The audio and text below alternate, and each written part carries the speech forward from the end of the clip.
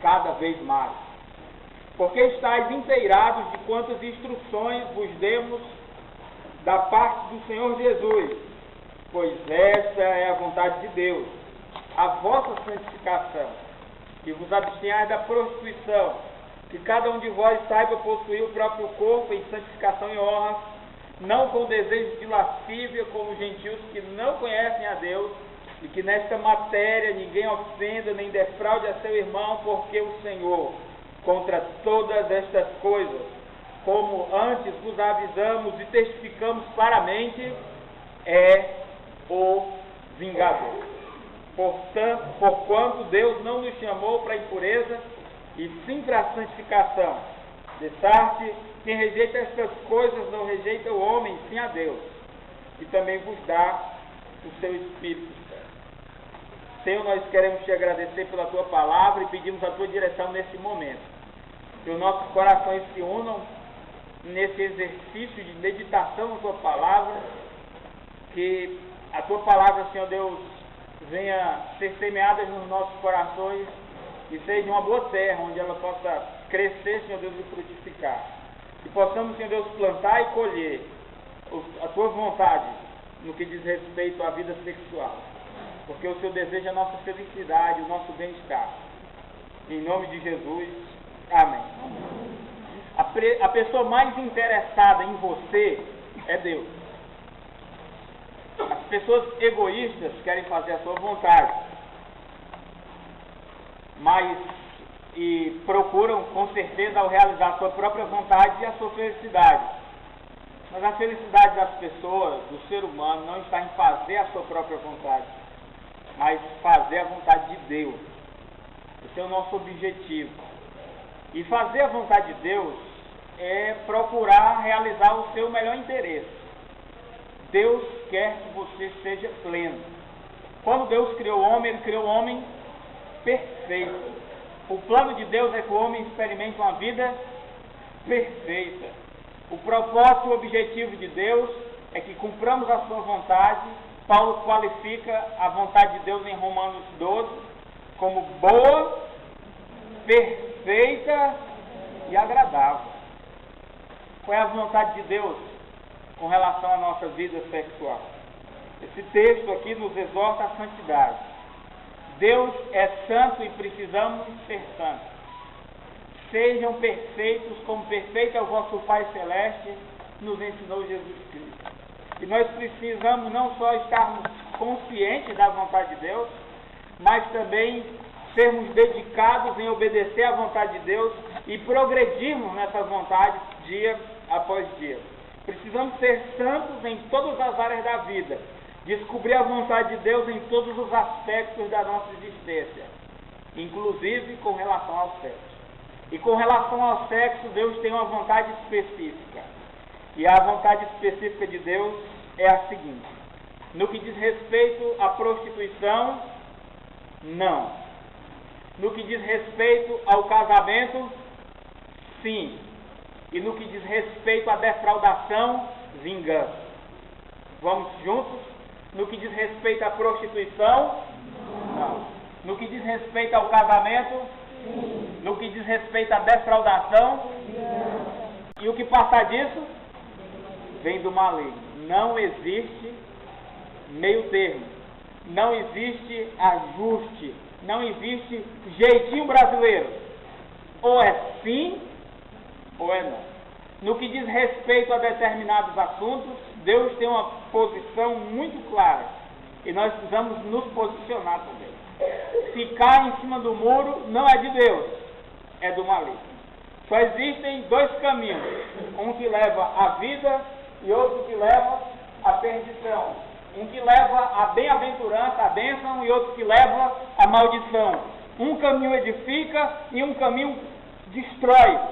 E nós precisamos escolher qual o caminho que nós vamos seguir. E espero que você tenha sensatez para escolher o caminho de Deus. Porque o caminho de Deus é bom, perfeito e agradável. Então, nós acreditamos que Deus tem uma boa razão para nos dizer não no que diz respeito à imoralidade sexual. A imoralidade sexual, como o texto que é o texto base do nosso tema, deve ser evitada. Precisamos fugir da imoralidade sexual, porque é um pecado feito contra o nosso próprio corpo. Ao pecar contra o nosso próprio corpo, nós fazemos duas coisas. Nós nos destruímos e também desagradamos o Criador do nosso corpo. Deus não projetou o nosso corpo para destruição. Deus projetou o nosso corpo para edificação. E a imoralidade não é o caminho de edificar o corpo. Deus se ofende. Deus é desagradado pela maneira como usamos o nosso corpo no que diz respeito ao sexo, se escolhemos o caminho da imoralidade sexual. O nosso corpo deve ser templo do Espírito Santo. E vocês vão descobrir no decorrer da mensagem que é possível viver e experimentar o sexo e ser templo do Espírito Santo ao mesmo tempo. É possível experimentar satisfação sexual e experimentar a graça de Deus e agradar o coração de Deus. E isso é legal, né? Deus não só quer que você goze com relação ao sexo, mas Deus também fica leve com você quando você experimenta o sexo do jeito que Ele deseja. Precisamos evitar a imoralidade sexual. Deus diz para dizermos não, porque é um pecado altamente escravizador. João capítulo 8, verso 34, diz que quem pratica o pecado é escravo do pecado. Todo pecado é escravizador, mas a imoralidade sexual se distingue dos demais porque é altamente escravizador. É rápido ficar escravo do prazer sexual ilícito e é muito difícil se desvencilhar de práticas sexuais ilícitas. Existem muitas pessoas, e eu sei que não é novidade para vocês que existem muitas pessoas no mundo presas a vícios sexuais, mas eu afirmo com segurança que existem muitas pessoas dentro das nossas igrejas que estão presas a pecados sexuais, pornografia, masturbação, homossexualismo, pelo menos em tendência e não na prática, mas em tendência às vezes, adultério,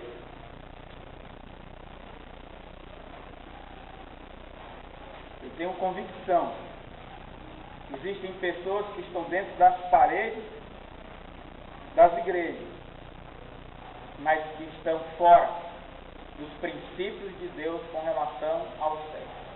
Um dia foram à frente e fizeram uma decisão. Abandonaram a aparência do pecado, mas o pecado ainda está no seu coração. E vivem uma vida secreta de imoralidade no caminho das relações sexuais ilícitas. E mais cedo ou mais tarde as obras das trevas ocultas vão se manifestar. E uma coisa que vocês precisam saber no que diz respeito a pecados sexuais é que quando a gente percebe um pecado sexual, quando ele se torna público, é porque há muito e muito tempo a pessoa cultivou esse pecado dentro do seu coração. Precisamos dizer não para a impureza e para a imoralidade, porque a imoralidade sexual é maior do que a nossa capacidade. Não existe ninguém forte o suficiente para resistir pecados e tentações sexuais. Eu vou repetir. Não existe ninguém forte o suficiente para resistir ou suportar pecados sexuais. Por exemplo, em Tiago 4, eu acho que é o verso 7, diz o seguinte: sujeitai-vos, portanto, a Deus, resistir ao diabo. O que vai acontecer com o diabo? Fugirá de vós. Mas a Bíblia diz que, contrariamente ao diabo que foge da gente, quando a gente resiste, a gente tem que fugir da impureza. Quem tem que fugir é você. render-se nunca, retroceder jamais. É o lema, né, daqueles que gostam de desafios e de enfrentamentos. Não é covardia não desafiar a imoralidade sexual. Não é covardia não se expor a situações de imoralidade sexual. Não é covardia fugir da imoralidade sexual. É sabedoria. Porque não existe ninguém forte o suficiente para resistir tentações sexuais. Eu tenho visto moças exemplares nas igrejas, moças virtuosas, pessoas com grandes capacidades, talentos, pessoas que têm um comportamento irrepreensível, e aí um dia acordam e estão envolvidos em pecados sexuais. E aí as pessoas se admiram e dizem, o que aconteceu? Eu esperava que isso acontecesse com a fulana, mas com a Beltrana não. Ninguém é forte para resistir pecados sexuais. Pastores têm caído em problemas sexuais. Eu conheci um que me marcou muito. Ele foi um missionário americano. Ele veio para o Brasil com 21 anos de idade. Ele foi um herói lá na nossa região nordeste. Ele pilotava avião, caiu 3 vezes de avião, não morreu. Fundou várias igrejas no interior do Ceará e no interior do Rio Grande do Norte. Foi um homem assim que era exemplar, foi diretor do nosso seminário, foi deão de alunos. Dos pastores que eu conheci, eram dos mais próximos da gente. E aí a gente criou um grande carinho por ele, um amor mesmo, uma admiração pelo seu ministério. A esposa dele faleceu, ele já estava com quase 80 anos de idade. E muitas pessoas se apresentaram, né, muitas moças, né, se apresentaram para casar com o pastor, mesmo com quase 80 anos de idade. Ele era bonitão, sabe? Tinha uma voz grossa, assim. Ele era bem másculo, bem jovial, né? E a gente até fez uns casamentos para ele. Pastor, você vai casar com a missionária tal, com a missionária... Moços, não eram viúvas não, moços que nunca tinham, né, experimentado o casamento. E muitas candidatas, até bem mais jovens do que ele. Eu acho que uma delas tinha 40 anos a menos do que ele, né? Para quem tem 80, estava na boa, né? Mas o que aconteceu foi o seguinte, ele se recusou, ele disse que não queria casar mais uma vez e ia permanecer só. E infelizmente, algum tempo depois, nós soubemos uma notícia muito ruim, muito difícil. Que esse pastor se envolveu sexualmente com a mulher de um outro pastor. E a mulher era bem jovem, idade para ser sua filha. E aí a gente se pergunta, como pode acontecer uma coisa dessa natureza? Dentro de pouco tempo ele morreu. A Bíblia diz que o pecado ele tem um peso, né? Davi conta a sua experiência de pecado e ele adoeceu e quase chega à beira da morte. Eu acredito que esse pastor foi para o céu, porque ele tinha um aspecto de quem estava arrependido, mas que ele passou os seus últimos anos em infelicidade. Ele estragou praticamente tudo o que ele realizou durante os seus primeiros 80 anos de vida, com um ato de imoralidade.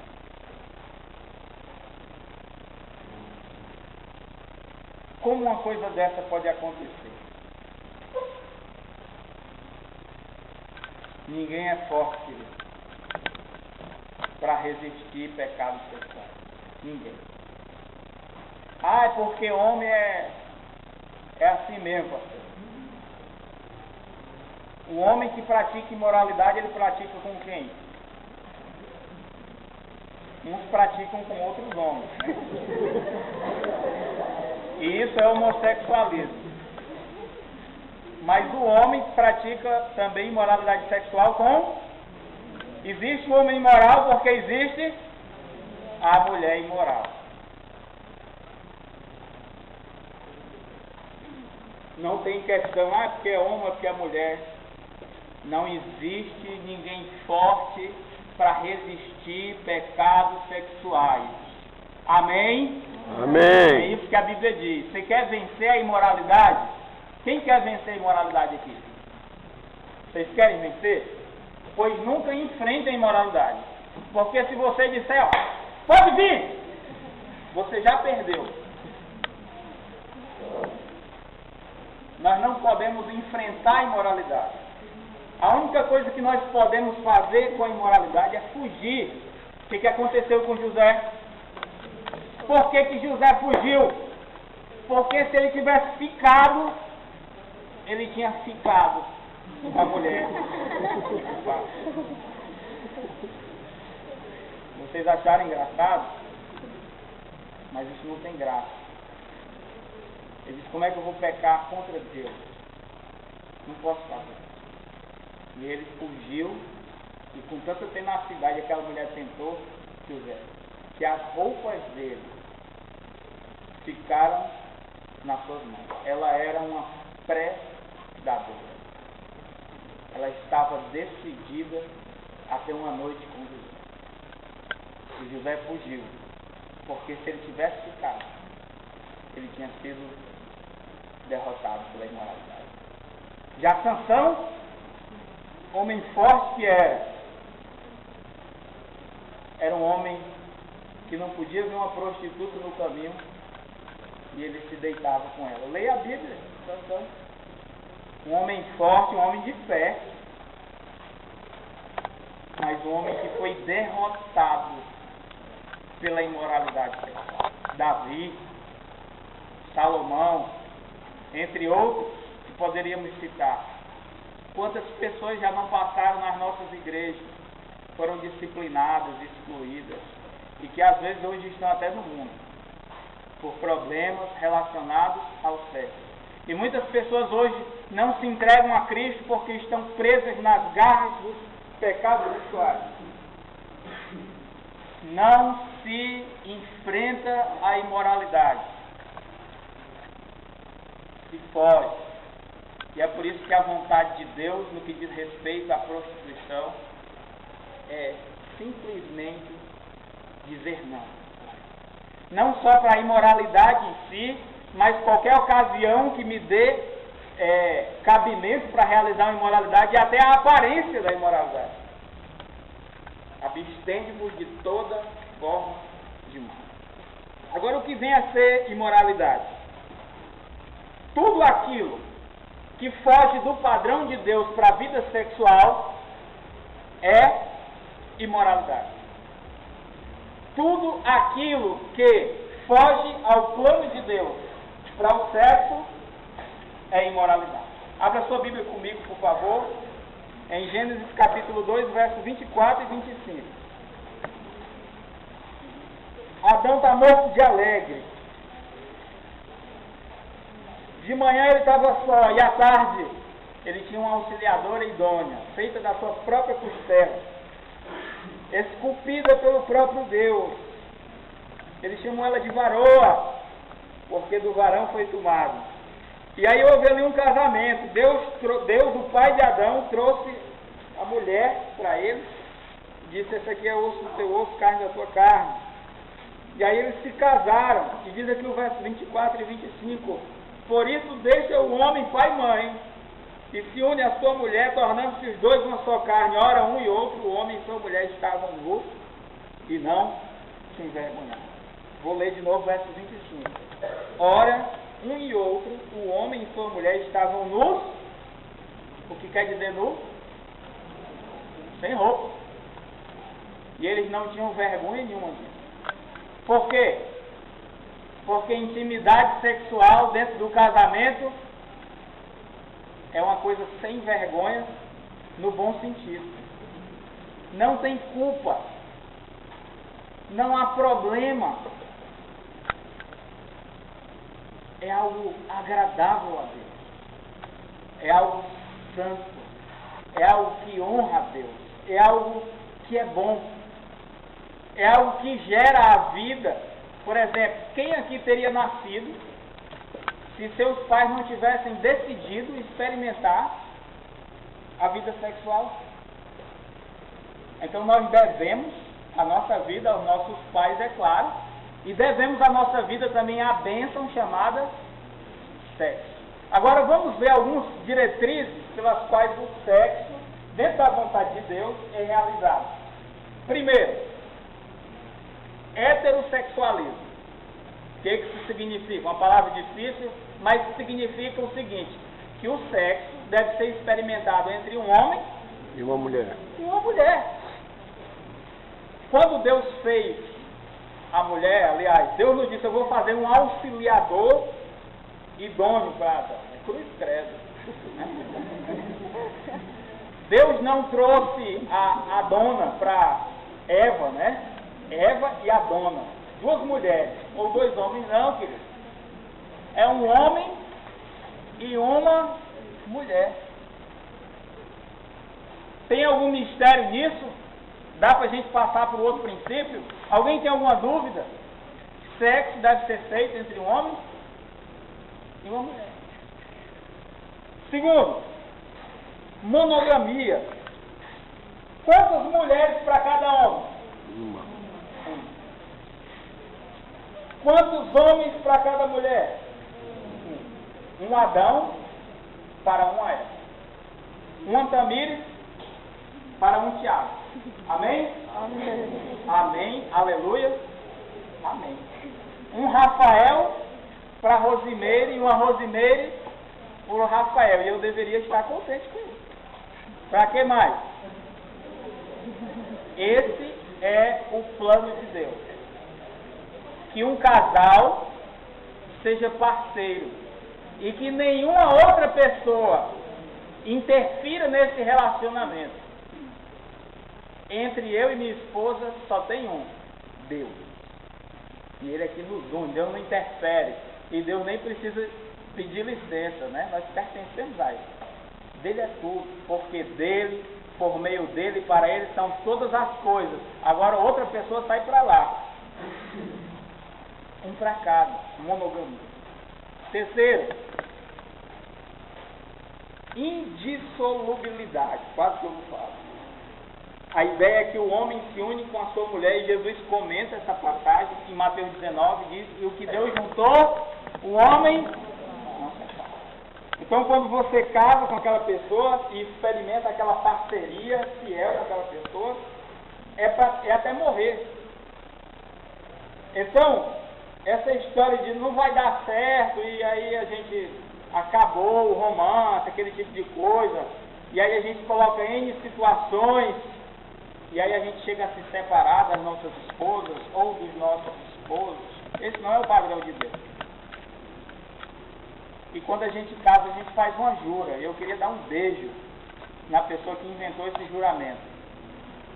Porque é muito fiel ao que Deus deseja com relação ao compromisso conjugal, né?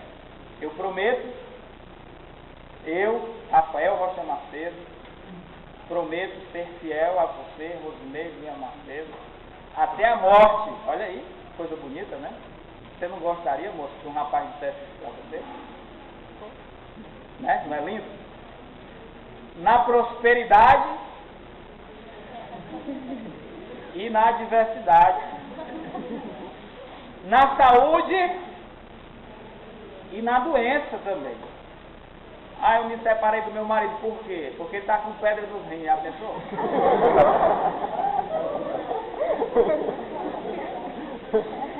Vocês estão rindo, mas tem gente que se separa por causa disso, viu? Eu conheci um homem, não conheci pessoalmente, conheci de ouvir falar, um dono de uma universidade lá no Ceará, um homem bem rico e religioso, cristão.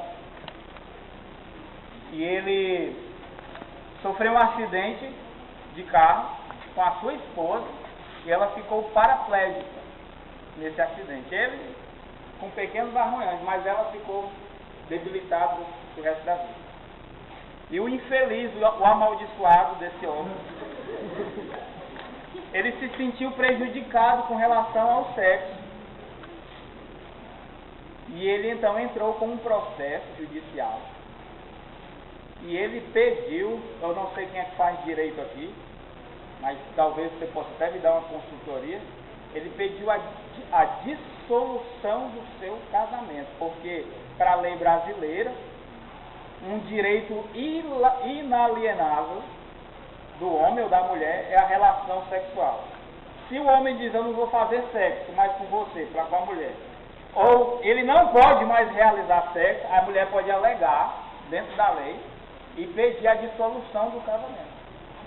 Não é divórcio, é dissolver. Parece que é assim que funciona a coisa. E ele pediu a dissolução do casamento. Você acredita? E aí procurou uma outra irmã, entre aspas, em Cristo, e casou, e está lá vivendo muito bem, obrigado, e é até ancião na igreja dele.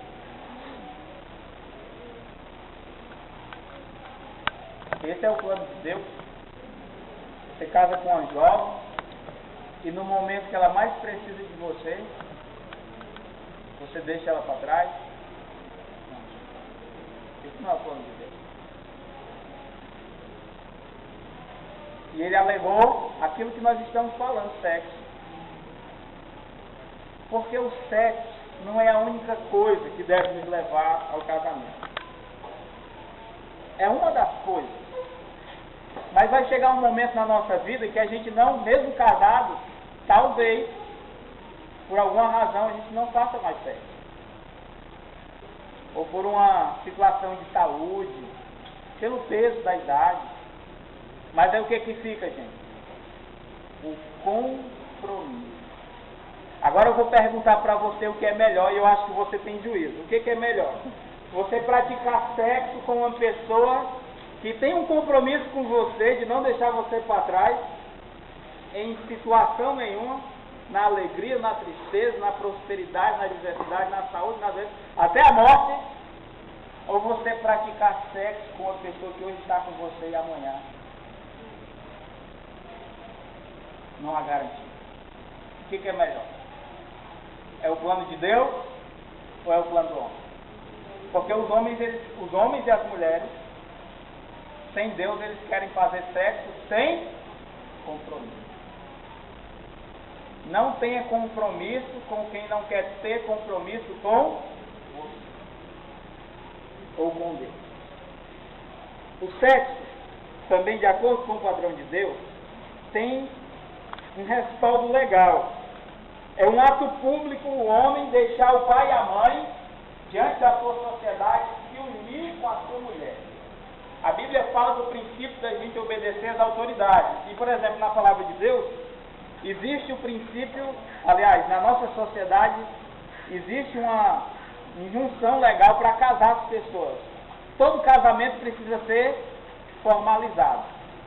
Então, viver junto, se amancebar, como se diz aí, amaziar-se, ser amigado, é prostituição. Veja esses padrões: monogamia, heterossexualismo, indissolubilidade e legalidade. Quando você... Aqui é uma cerca. Dentro dessa cerca, o sexo pode ser praticado. É a bênção de Deus. Fora dessa cerca, é maldição. Ficou claro aí? E preste atenção, gente. Impureza sexual, imoralidade sexual é tudo que não é isso. Por exemplo, masturbação é imoralidade sexual? E eu quero a participação de vocês. É ou não é? Por que masturbação é imoralidade sexual? Que é um atentado contra o corpo. Estou pecando contra o meu próprio corpo. Mas esse padrão de Deus aqui, vamos lá. Como é que o sexo tem que ser praticado? Um homem e uma mulher. O sexo não deve ser praticado sozinho. Eu vou fazer sexo comigo mesmo. Isso é masturbação.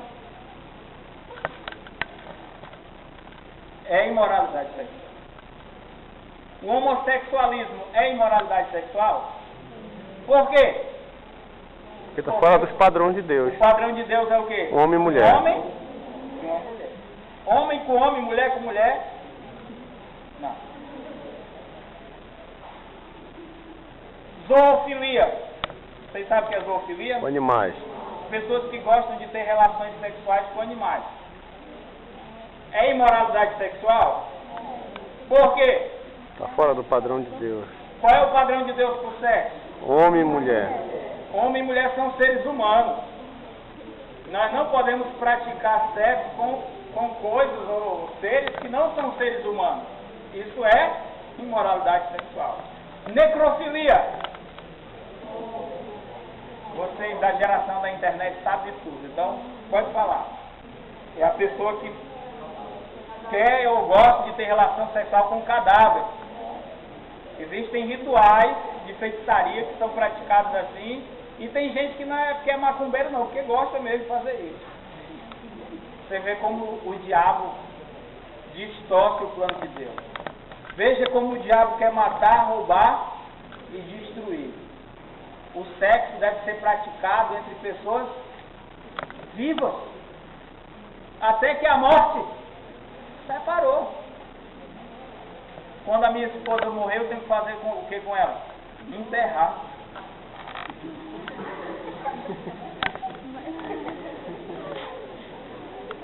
É engraçado, né? Mas veja o que o diabo faz, gente.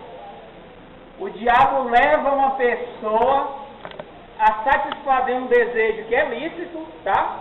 Quem sente desejo sexual, não se sinta mal por isso. Você é normal. Seria anormal se você não sentisse desejo sexual. Pastor, eu não sinto nada. Aí vamos orar por você, não vamos procurar um médico. Não sente nada, né? Não é normal isso. Se sentir atraído, desejar, né? Se sentir excitado, isso é normal, gente. É o nosso corpo que está funcionando. Preste atenção. Agora é a maneira como eu satisfaço esse desejo que é pecaminoso, entende? Quem é normal aí, levanta a mão. Muito bem. Ontem eu perguntei, eu fechei os olhos, mas eu só fechei os olhos um segundo, depois eu abri. E só tinha uma pessoa normal aqui. Parabéns para você, viu? Eu não vou dizer que é para você não ficar com vergonha. Mas não tenha vergonha. É ser normal. Então, gente, fazer sexo antes de casar. Primeiro, Adão deixa pai e mãe, se une com a sua mulher e aí depois ele vive nu com ela sem vergonha. Não é antes. Isso é o que a gente chama de fornicação. Fornicação é imoralidade sexual? Sim. Fechou. É de tudo isso que a gente tem que fugir. Homossexualismo, necrofilia, zoofilia, fornicação, adultério, masturbação, e entre outras coisas que as pessoas vão inventar aí, porque os homens são inventores de males. Mas tudo que não é casamento com relação ao sexo é imoralidade. Tudo isso nós precisamos fugir. Então, já vimos o não de Deus. E lembre-se, se você esquecer de tudo, não esqueça disso. Imoralidade não se enfrenta. Fique forte. Ninguém é espiritual ao ponto de vencer a imoralidade. Não. Se eu sou pastor, querido, se eu não vigiar, amanhã eu vou cair. Entende? Não é porque você é adolescente, é jovem, que você é mais tentado do que eu. Mas todos nós somos tentados. Não existe ninguém forte para vencer a imoralidade. Só se pode fugir da imoralidade. Então não seja bobo, correndo no rumo da imoralidade. Ande léguas de distância. Já se passou 1 hora, foi não? Que horas são? Que horas eu tenho? Até quanto? 10h30? Até 10h15? Falta 10 minutos? 10h30, né? Então bora lá. Com relação ao casamento, sim. No que diz respeito à prostituição? Não. Com relação ao casamento? Sim. E aí, quem não é casado, eu gostaria de levar você a desejar essa experiência maravilhosa chamada casamento. Veja em 1 Tessalonicenses de novo, 4. 1 Tessalonicenses capítulo 4. Verso 4 diz, se Deus falou não, agora ele diz o seguinte, que cada um de vós saiba possuir o próprio corpo em santificação e honra, não com desejo de lascívia como os gentios, que não conhecem a Deus. O que significa essa expressão? Cada um de vós saiba possuir o próprio corpo. No original, e até na corrigida fiel, está lá vaso. Diz o vaso, é uma metáfora aqui. Em 1 Pedro 3, verso 7, Pedro recomenda